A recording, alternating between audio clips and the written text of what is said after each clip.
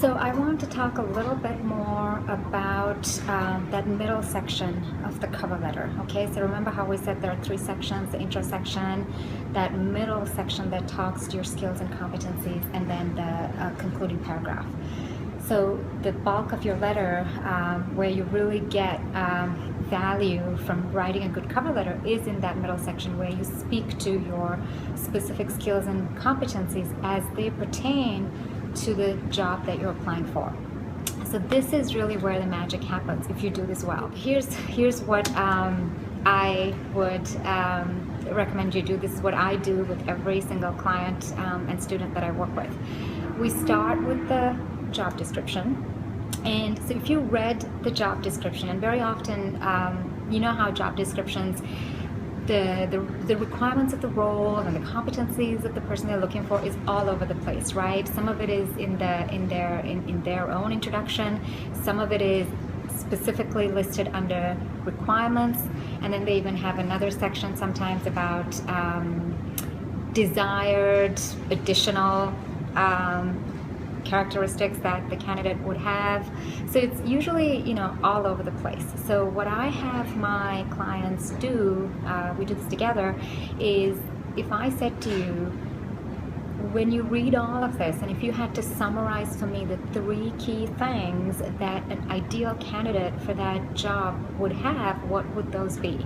So if you had to do that exercise yourself. So forget for a moment about you and what you bring, but just put yourself in the shoes of the recruiter, and you're looking at all these things they're asking for, but if you had to bucket them into three buckets, what would those be, right? So let's say we take the example of a business development / sales role.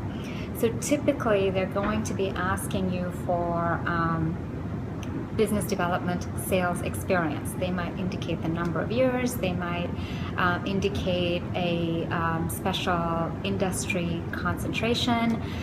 So there'll obviously be a lot around their sales, business development skill set requirements. Then they might also have, if anything involving sales, probably has something along the lines of, great communicator, good relationship manager, someone who can go out there and network and build relationships and bring new business in. So there might be something more along those lines. Finally, they'll probably have requirements around education and training.